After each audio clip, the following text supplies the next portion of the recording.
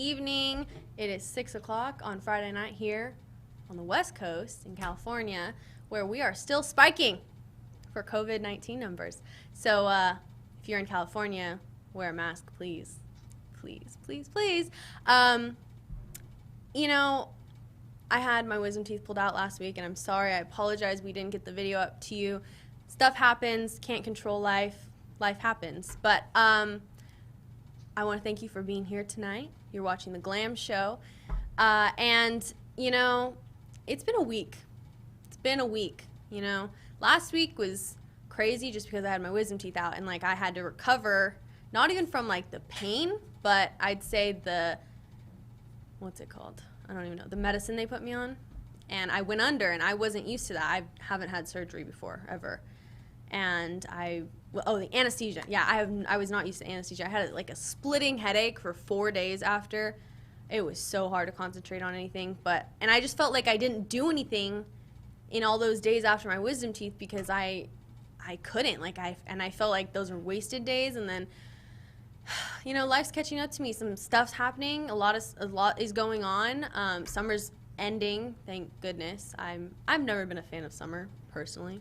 But summer's ending, and, you know, as I move on to college and I move on to this next chapter in my life, getting ready in the middle of a pandemic has been frustrating. And as much as I understand what's going on, it can have an effect on our daily lives. So, you know, having to plan this, you know, I want to thank my school. I know they don't watch this, but, I mean, they've done a great job of getting us information and helping us understand why everything that they're doing is that way, because no one is going to create the perfect back to school plan because this is unprecedented. It's never happened before.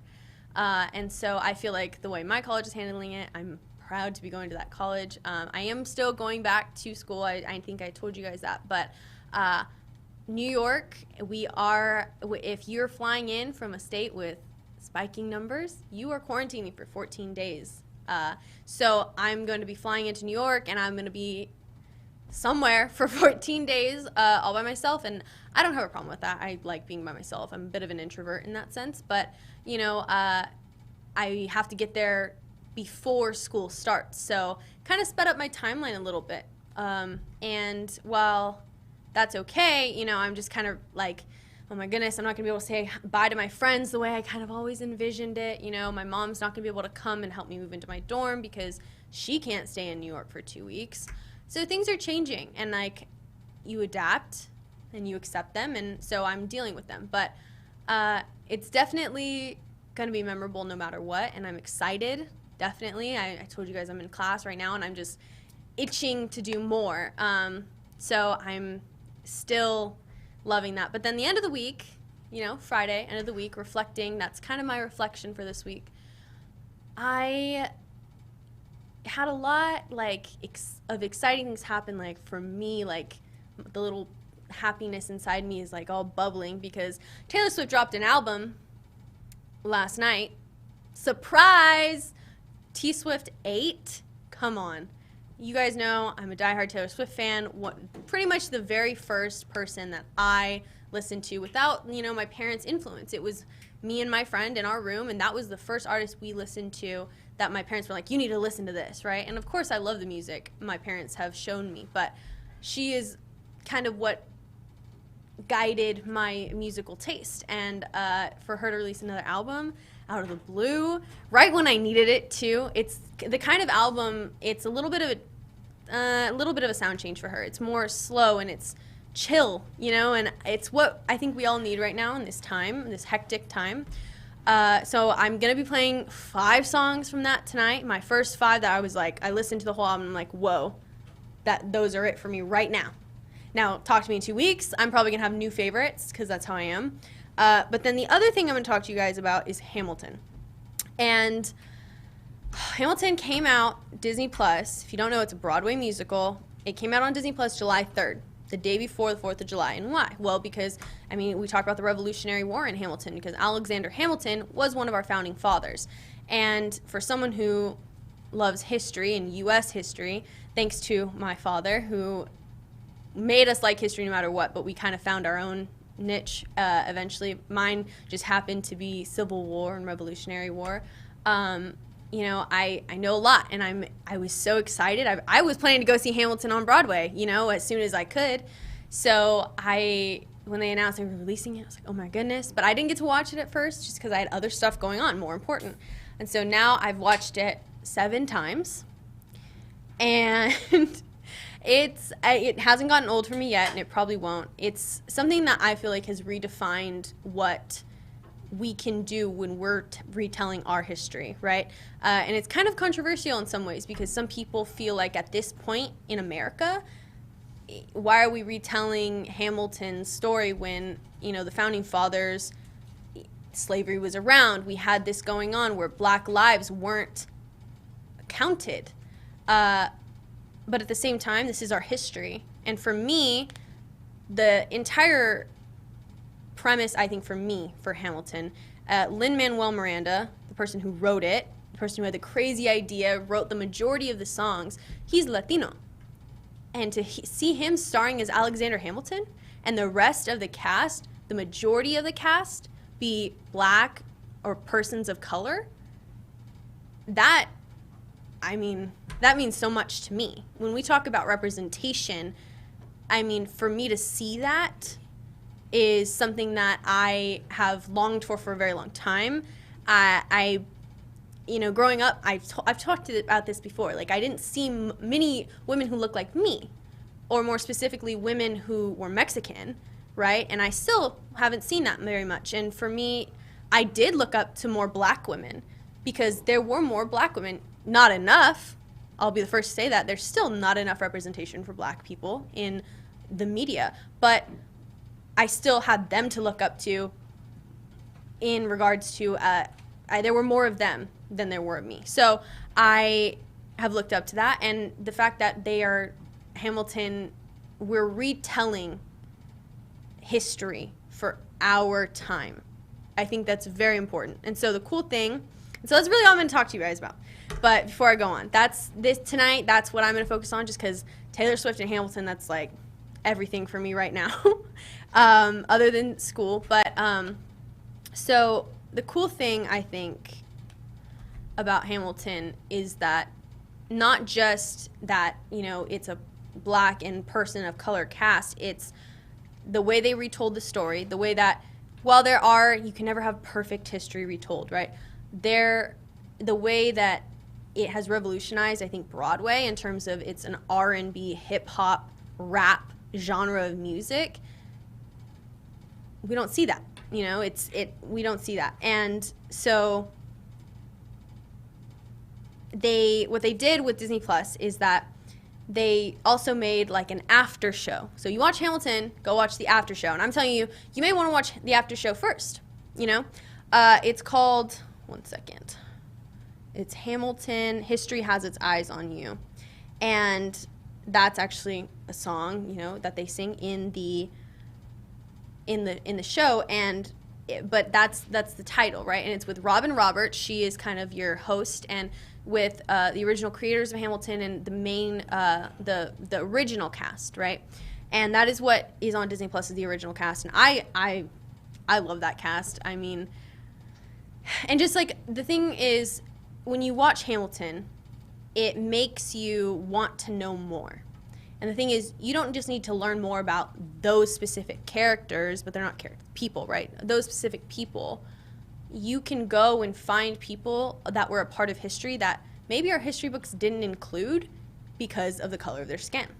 Because there were still people around in history that were trying to make a difference way back when. Just like the founding fathers led a revolution, there were other people that were a part of that. So, let's see. So, and then they have the after show. Go watch that. I would recommend watching that first, just so you kind of know what you're getting into. You know, and they don't show you much of the show. It's like clips, and you're really talking about how the cast feels about releasing it now and what we're going through. And you know, I was talking to my mom about it, and like we got in an argument, not in a bad argument, but just that I love the fact that I can talk to my parents and they respect what I have to say in terms of like a younger generation standpoint and what I'm seeing, and I have so much to learn from them still, and how sometimes they learn from me. And so my mom and I were talking about, you know, how even though this is happening in our world, this came out a few years ago. It first premiered in 2015, and now it's coming out to the public, right? Because to go see a Broadway show is not, it's not necessarily the easiest thing you can do. And Hamilton is one of the more expensive shows, but they have made it available and made it educational, right? Because it's history, educational, so that you can go and what they're doing is benefiting.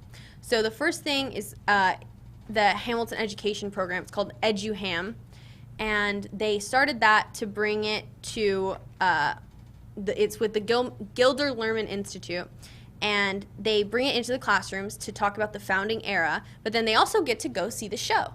And for most kids, you're not going to be able to just buy like a $200 ticket to a Broadway show, especially when you're that young. And if you want to see Hamilton, if that's something that interests you, them making it available, not something that's done very often.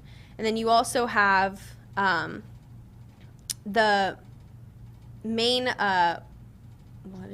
sorry, my internet was moving slow. The main female character, Eliza Hamilton, who I think, after learning more about her, because she is in Hamilton, a very big character in Hamilton, but not necessarily our history books. After learning more about her, I'm like, she's kind of more badass than he was, in my opinion. I am a woman, you know, so I'm looking at everything she did after his death to honor his legacy, not necessarily even hers, but his legacy. She did all of these things so that no one would forget what her husband did for America, right? But she did them. She established the first private orphanage in New York City. I mean, come on. Like, this is a woman who was living in a time where women weren't a part of the conversation. And she was still doing it, again, for her husband. But we look back now and I can say, no, that's Eliza that did that. He did the base stuff, I believe. Yeah, he did a lot for our country. But she carried it and made it so much more. And I loved learning about her, because we love learning about women. So real quick, so it got 16 Tony Award nominations, and I had heard some of the music before even watching it, right? Because you can go and you can get the playlist or the soundtrack on Apple Music or Spotify or something like that. And like I was telling our amazing producer KP over here that I knew all the lyrics to the rap battles, the cabinet battles, before I even watched it, because when I was in AP US History, I listened to those songs so often, and I can tell you right now, I got at least 2 questions right on my AP test because of those 2 songs. But so the main character, or the main woman, female, Eliza Hamilton, is played by Philippa Sue, and I think she's gorgeous. I really do. I'm like all on her now. I'm excited. She's got a movie coming out this year. I'm like, oh my goodness, I need to like be on everything she's doing. She went and she visited the orphanage that Eliza Hamilton started. And so that's one of the questions Hamilton asked, is what is a legacy and how do we keep going and how do we make it better? And so for her, she wanted to honor Eliza's legacy. So what is it called? Hold on. Basically, she partnered with the orphanage, and through philanthropy, they're doing, okay, one second. This is what we do when it's live. So it's called the Eliza Project, and they have multiple programs, so 4 or 5 weeks with kids who have tough lives, and they make it about art and spending time together, and it's with the characters, the cast members of the show. I mean, I would love to spend some time with some of those cast members, you know? And then EduHam, they get to go to the actual theater, and they get to perform their own raps, you know? So they're giving back to kids, but also teaching them part of our history and making sure that history is not just, we're never going to forget it, but it's not something that, oh, I have to go to history class now. I mean, that's how I used to think about it.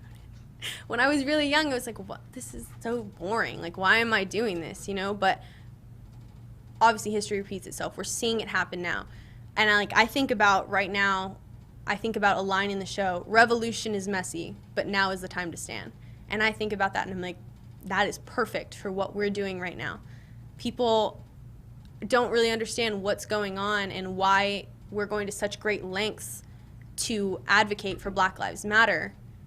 But the thing is, you can't necessarily protest and not have it be messy in some point. Revolution is messy, but now is the time to stand. This is a revolution that we're having in present day. And I think one of my favorite songs from the actual musical is the Schuyler Sisters song. And they talk about in New York, right? And it's like, in New York, the revolution is happening in New York. And not necessarily in New York. It's happening all over our great United States, right?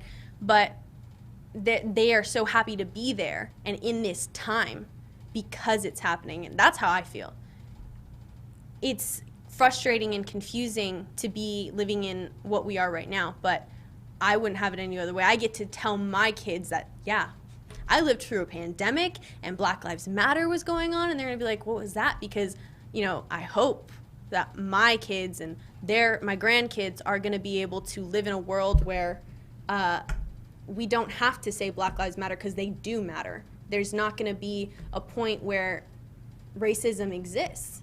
I hope that that's gonna happen. That's the world I would like to see. That's the world I'm trying to get to happen. So that's one of my favorites. Okay, so music time. We're gonna start, oh my goodness, with Alexander Hamilton. This is the opening song, and I can't play everything for you, but this is the song that started everything. 16 bars that Lin-Manuel Miranda came up with because he read a biography on Hamilton. Was like, he read the whole thing and he's like, I have to do this through rap. I have to tell this through rap. That's his creative mind going, right? So this is the first 16 bars he started with. How does a bastard orphan, son of a whore and Scotsman, dropped in the middle of a forgotten spot in the Caribbean, Providence, impoverished and scholar, grow up to be a hero and a scholar, a $10 founding father without a father, got a lot smarter by working a lot harder, by being a lot smarter. Okay, I can't do the whole thing. I would play the whole musical for you. And I know every song by every word now, and I'm working on the choreography now. And the thing is, to some people, we're honoring a part in our history that not everyone is essentially proud of. And I'm not Black, so I cannot give you that point of view. But as a Latina, Hispanic woman, I can tell you that I am okay with this because it's our version of history. And it's not just a bunch of white people on stage, and that sounds bad, right? But that's not what we are. We're a nation of immigrants, and Alexander Hamilton was an immigrant. Let me be the first to tell you, if you didn't know, he came from the Caribbean. He wasn't born in the U.S., right? And we hadn't even established yet that we were our own when he got here. The revolution was starting. But he was an immigrant, and they called him that. You know, John Adams called him Creole bastard. So even back then, right? Back then, that was when everything was happening, but he was a founding father. I wouldn't be here today if on either of my family, my mother or my father's side, someone hadn't immigrated to America. But I'm a citizen because I was born here. But I'm a product of immigrants, right? Maybe not direct, but I am. And I feel like I have value in this world, and I feel like I have a right to be here. And some people will have told me that, you know, and I've heard that you're an exception because you're so smart and you have all this. And it's like, no, we all are. We all have that potential. Every person in this world has the potential to do anything. So there's not an exception. I just have the privilege of not having to work as hard as my parents and their parents and their parents' parents. I have that privilege. My parents remind me that every day. And I'll be the first to acknowledge it, right? We all have our own privileges, and that's mine. One of them. Okay, so the next one is the Schuyler sisters, and I'm going to talk to you guys about this in a few weeks because I'm putting together a New York playlist, and this one gets me so excited to get into New York. Okay. There's nothing rich folks. Okay, hold on. I'm going to speed it up just because we have Aaron Burr. If you don't know who Aaron Burr is, he's the villain in our history, but he was a vice president to Thomas Jefferson for his first term, but he is the villain in our history, right? Because he shot Alexander Hamilton. So here we go. And really quick, sorry, I'm like all over the place because Hamilton has so many different layers. The way Hamilton uses Aaron Burr to tell his side of the story, right? We don't know his side of the story, but what we can assume, because if you look, they went toe-to-toe in everything they did. They had a lot of the same accomplishments, but because he shot Alexander Hamilton, we don't know what Hamilton could have done if he stayed alive longer. We view him as a villain, but he did a lot for this country. He was a vice president of our country. So, okay, here we go. Hold on, I want to get it right here. Look around, the revolution's happening in New York. It's bad enough that he wants to go to war. People shouting in the square. It's bad enough that he violence on our shore. No ideas in the air. Look around, look around. Okay. Look around. I'm gonna fast forward again because I want to get to this one part. So obviously, women, right? We still don't have equal rights. I'm a feminist, and I will. So they use the Schuyler sisters to kind of bring some of that early feminism, like, we want to be a part of this too. So there's a part where Angelica Schuyler, who is Eliza Hamilton's oldest sister, she is talking to Aaron Burr. I've been reading Common Sense by Thomas Paine. Some may say that I'm intense or I'm insane. You want a revolution, I want a revelation. So listen to my declaration. We hold these truths to be self-evident, that I'm gonna create it equal. And when I meet Thomas Jefferson, I'ma compel him to include women in the sequel. Work! Look around, look around. Like, include women in this sequel, right? And we have made strides, but we're not there. We are not, right? I was talking to you guys about the Equal Rights Amendment with the amazing show Mrs. America on Hulu, and just this last year, we hit the number of states we would have needed back then by that date to have ratified the Equal Rights Amendment for it to be in place. Now, in 2019, 2020, we're at that point, but it's still not happening. I'm gonna beat that. Okay, so next one, this is nonstop. After the war, I went back to New York. After the war, I went back to New York. This is Aaron Burr and Hamilton again, talking about how they went to toe-to-toe in a lot of things. And I practice law. I practice law. Burr worked next door. Even though we started at the very same time. Alexander Hamilton began to climb. How to account for his rise to the top? Man, the man is non-stop. Gentlemen of the jury. Okay. So I really do like how they use Burr's perspective in this musical, right? We don't, again, not perfect history. We don't know every single thing that happened, but what's cool is that the way Lin-Manuel Miranda and the other writers have incorporated actual documents of our history into these lyrics. And these lyrics, you guys know, I love my lyrics. There's nothing like it. Okay.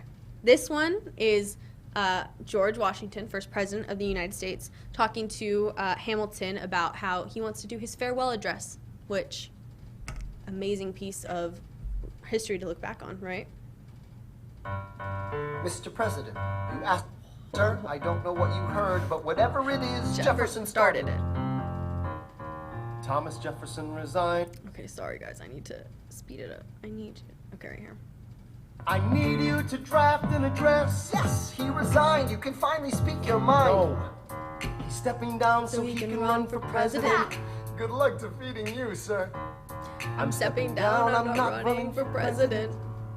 I'm sorry, what? One last time. Relax, have a drink with me. One last time. Let's take a break tonight, and then we'll teach him how to say goodbye. We'll teach him how to say goodbye, right? Because Washington set the precedent for all of our presidents, right? Resigned after 8 years, 2 terms of office. You know, I remember my dad talking about this, not just in high school, but when I was little. You know, just Washington's farewell address and how he warned us against about parties and international affairs, everything. And we haven't exactly listened to him in everything, but he did it, and now all of our presidents have a farewell address, right? They talk about what they've learned as president. They talk about their time, and I thought that was beautiful, the way that they did it. And it's kind of like a sad song, but also kind of like when you get to the end of it, you feel so... my mom and I were crying. You know, I cry every single time I watch this musical, at least 3 times. There are multiple sad parts, but it's like you can feel the way it's conveyed that George Washington was proud of what he had done, but he knew it was time for the next person, because that's our democracy. Okay, so this is the final song in the musical. It's called Who Lives, Who Dies, Who Tells Your Story, right? Because we're telling the story of Alexander Hamilton, Aaron Burr, all of these people, our founding fathers, but who tells this story? How is your story told? What is your legacy? How is your legacy? So this is the entire cast.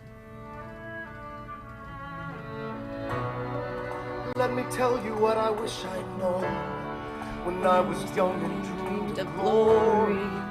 And you know control of who lives, who dies, who tells your story. Oh, President Jefferson. I'll give him this. His financial system is a work of genius. I couldn't undo it if I tried. And I tried. So they're telling Hamilton and how after he died, we had all these people who didn't necessarily agree with him, that went against him in politics, talking about what he had done, right? And like, I got to give it up to him because he did all of this, right? And that's then, right, our founding fathers. In 20, 30 years, what I think about after I finish this every time, how are we going to see what's going on right now? Not just our president, but the Black Lives Matter movement, but the pandemic, all of it. How are we going to view that? How are our history books going to portray that? How are my kids going to study that? You know, there's always a joke for kids who take AP, the DBQs, right? We use political cartoons. These political cartoons nowadays, like, they're going to have to write essays on them, and I'm so excited. I told my mom, I was like, I'm so excited for my kids to come up and ask me what this meant and how it was, how it felt to live through that. But Hamilton raises the questions that we need, especially right now. You know, what are we doing right now to change America, our revolution? And I do believe this is a revolution. You're always going to have naysayers and people who don't agree. There's always going to be people who aren't really sure, and that's okay. We're not perfect people. We don't all have the answers. We don't have the answers. But in 20, 30 years, 100 years, if the world survives that long, let's see with the environment, how is this all going to be seen? And I think that's an important question to ask. I know I want to leave my own legacy. My dad, you know, he started it. Our grandparents have started our legacy for our family. It's how do we carry on, me and my brother, we're both dealing with that right now. How do we carry on that legacy? For us, but also for them, you know? And I know what I want to do right now. Maybe that's going to change. I hope it doesn't, because I know what I have planned now is something that's close to my heart. And I know that it's going to make my parents and my grandparents and all of my ancestors proud. But what about everyone else? Who's going to tell my story? Okay, moving on from Hamilton. Watch it. Okay, it's on Disney Plus. You do not get a free trial. So if you do not have Disney Plus, I recommend you get it anyway. I mean, who doesn't want all of the old princess movies? You've got the new ones, Star Wars, the National Geographic's on there. You know, they own a lot of stuff. Okay, so Marvel. I mean, come on. Okay, so switching gears to Taylor Swift. I woke up to Catherine, my brother's fiance, texting me to text because they're in New Jersey, right? So different time zone. Woke up to like 10 texts. Oh my God, Taylor Swift is dropping an album. My mom, the minute she heard me wake up, Taylor Swift is dropping an album, because I love Taylor Swift, okay? And she has been there for me, right? Not her literally, but her music has been there for me. I have grown with her. I was just talking to my friend Jossie today. I was like, because this is one of her album is listed as explicit. And I tweeted, it was like 6-year-old me, 6-year-old Gabby that's still inside of me. Every time she cusses, I gasp and I laugh, but I'm like, oh my goodness, like, wow, I'm growing up listening to this music. I'm growing with it. So these were the songs that through first listen through, second, third, I can't tell you how many times I've listened to it in the past 18 hours, that caught my attention, that I'm listening to right now, that I love. It is a bit of a different sound for her. Catherine pointed out, she was like, I think it's going to be, just based on the imagery that we were given, right? I think it's going to be more like Safe and Sound from the Hunger Games, because she did do a song for the Hunger Games, and it was pretty right. But Taylor Swift basically, with her statement that she said was, while she's been in quarantine, she had images come to her, and she felt like she had to tell people's story for them. And she, obviously, these people she has ties to, but she was like, their stories came out of me. They poured out of her. It wasn't a planned album. But quarantine can be creative for some people. It can be helpful for some people. It can bring new things.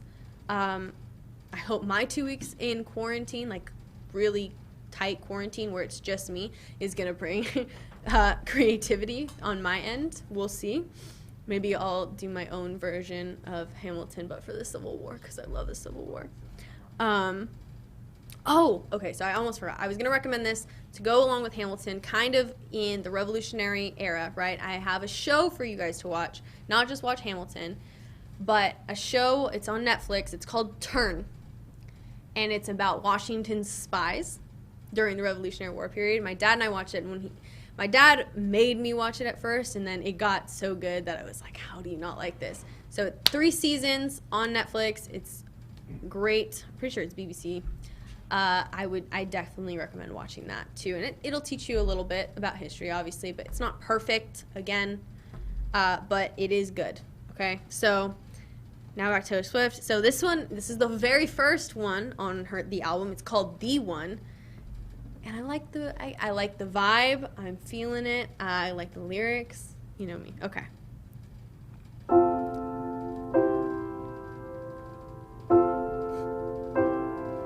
There are some expletives.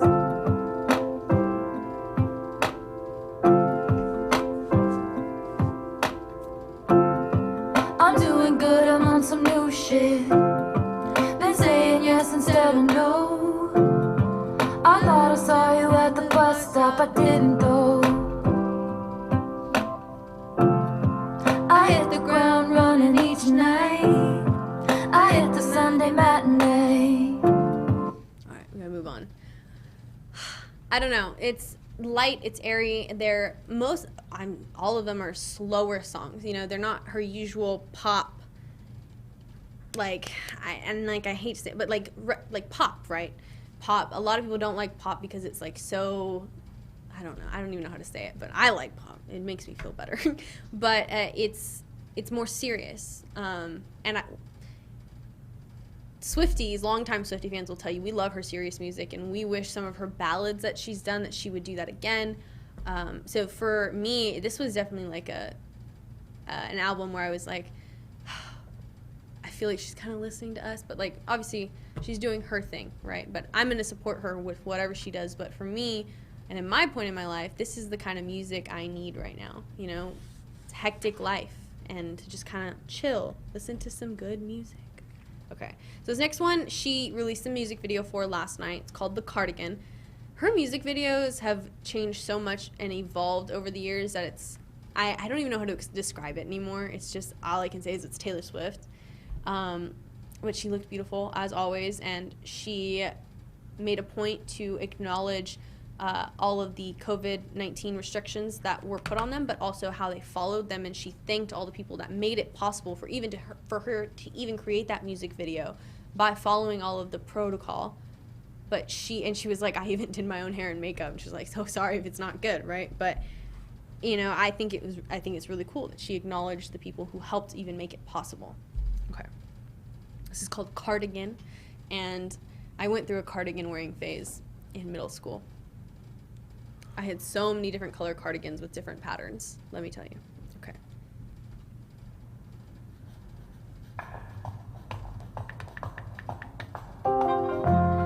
Vintage tee, brand new phone, high heels on, cobblestones.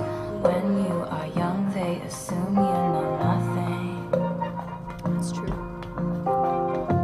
Sequin smile, black lipstick, sensual politics.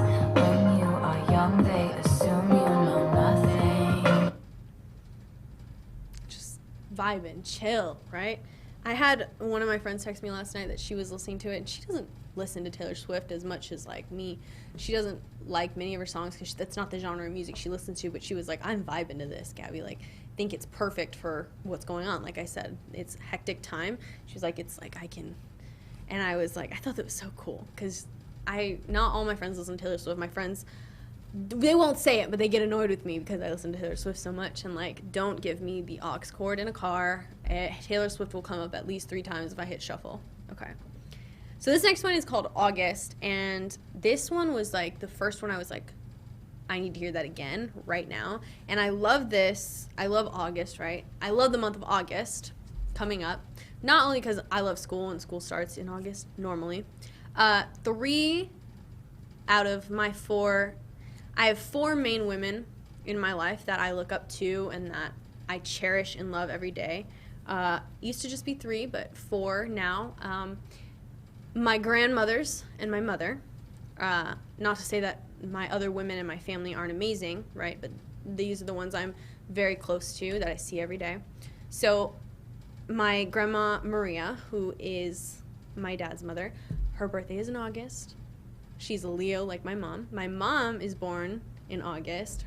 So their birthdays are coming up. And then Catherine is born in August. Christmas in August, that's how you remember, the 25th.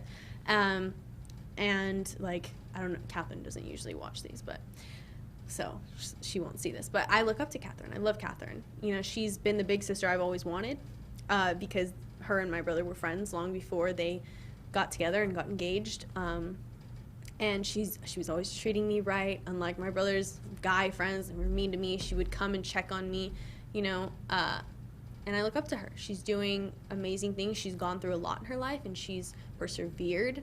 And my mom, of course, she's my mom. I posted a Twitter thread the other day about her and her work, and how no matter how frustrated I get that she works so much, I know that she does it because she has a big heart, and she doesn't need praise or money or anything else.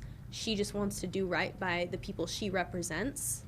I'm tearing up just thinking about that, because I that's serious for my mom. You know, my grandma Maria, one of the strongest people I know. And she's taught me a lot, even though I don't see her as much as I would like to, we live our lives, right? But she's taught me a lot in just the few times I've spent with her. My grandmother Sarah is born in my month, which is May, so not August. But I love that my grandma Sarah is born in May with me and my brother. I think that's really cool. I love how my family is kind of just like all in the same months. Okay, so this is August.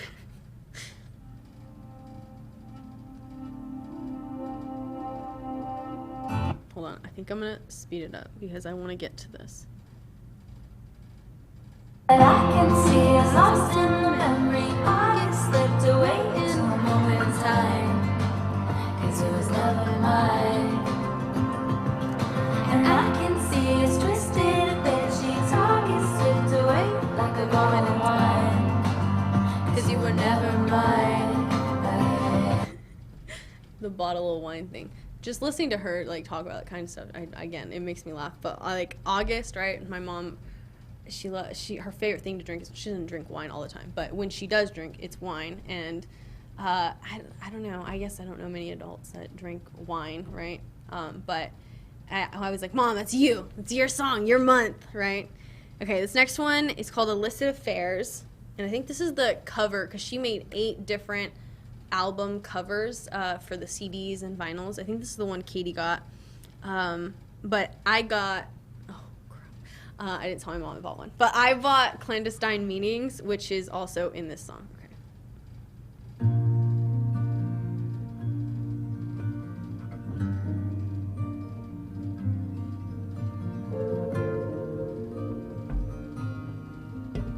This is my mom's shirt, by the way.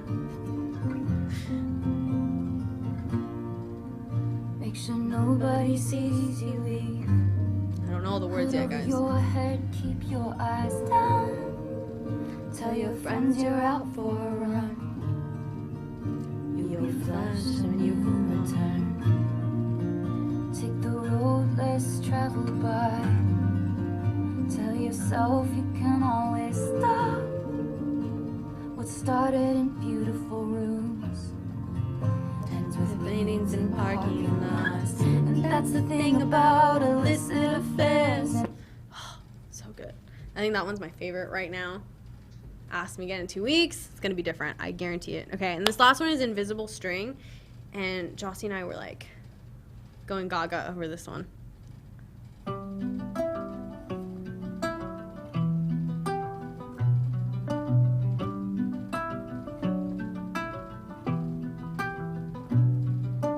Green was the color of the grass where I used to read at Centennial Park. I used to think I would meet somebody there. Teal was the color of your shirt when you were 16 at the yogurt shop. You used to work at to make a little money. Okay. So that's what I've got for you tonight in terms of music. I'm not really watching anything. I'm reading for class. Just finished James Baldwin, Notes of a Native Son. It's a book, right? But it's a novel. But it's a collection of his essays that he had written over the years. And James Baldwin is someone that during the time we're living in right now with Black Lives Matter, if you want to educate yourself about, perspective and privilege and just everything, his essays that he wrote, I learned so much from them, and to see his point of view, what he had to go through, just so specific, so many specific things in his life that he encountered. The book was published in '54, but the essays had come out previously before that. And then I had the one where it was like they revisited it, so it was like preface to the 1984 edition. He died sadly very young, and I think that's a tragedy. I think if he were alive right now, he would be one of the people we would be looking at the most for guidance. And I'm gonna read some more of his essays. I know that. So James Baldwin, definitely read him. I'm not starting. I started The Bell Jar with Sylvia Plath. And then I've gotten, after having a conference with my teacher, he gave me some recommendations. I'm really excited to read new books. And so I think I'm going to start recommending books to you guys too once I start reading a lot more. I gave up on reading. I think everyone kind of stops reading at some point in their life. When you're a kid, you love to read, right? You just tear through the books. But then as you get busier and time goes on, you don't have time to read. But I'm so glad that, literature is one of the things I'm going to be studying in college so I can read more. and learn more from, obviously, what's in front of us. Thank you guys for joining me tonight. I will be back next week. Let me think about this. Let me pull up a calendar real quick. So we're going to talk about, because I will be moving to New York. Oh my goodness. And I will start my show. I'm going to do 2 shows for you in quarantine. That's because it's going to be Friday night and I'm still going to be quarantined. But let me see. 1, 2, 3. We really have 3 shows left where I'm going to be in Fresno. So pretty soon I'm going to be on the East Coast, on East Coast time, and probably starting earlier here, but same time around over there. And I think that's really cool. I'm excited to go to New York. The revolution is... I wouldn't say the revolution is happening just in New York. It's happening all over the country. And I want to say, you know, COVID-19 is very serious. Always has been, still is. Please wear your mask. Please follow protocols. Some states are stabilizing. Others aren't. Others are getting worse. And I'm very glad that I have had, you know, the luck and the, I don't know, to not get sick, and that I haven't been personally affected, very, very close to me anyway. But there are people who are losing their family members, losing people that they care about. And I don't think any life is one that should be taken away, you know? So for me, anyway, you're saving lives by following protocols, by wearing masks. You're stopping the spread. So please do that. Please listen to science. For Black Lives Matter, it's still happening. Things are still happening. And what I love is that not only has this sparked more of an attention to Black Lives Matter, but it's sparked more attention to all of the problems going on, not just in our country, but in the world. You know, younger generations are calling things out now as we're seeing them, because we're tired. I'm 19 and I'm tired of this. I can't imagine how it feels to be, you know, my parents' age and still see this going on. I can't imagine that. I can't imagine how it feels to be my grandparents' age, you know. And I had a conversation with my grandma the other day, and she was like, you know what, Mija, I had gotten used to it. And she was like, I'm glad this is happening.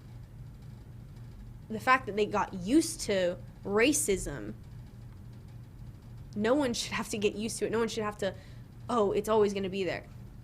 No.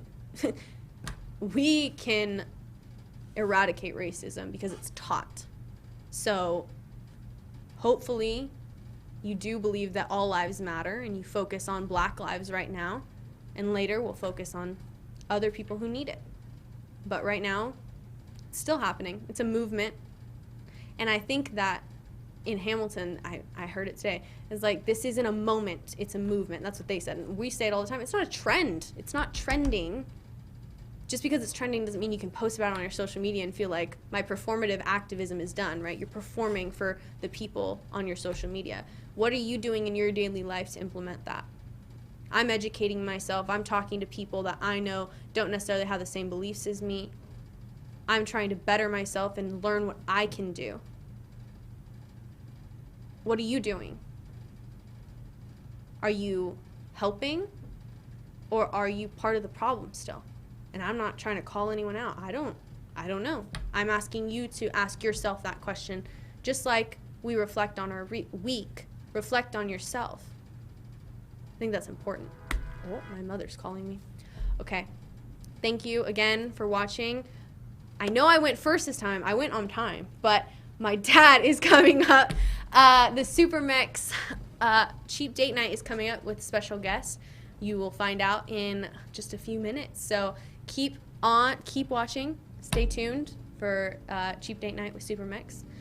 Thank you. I will see you guys next week.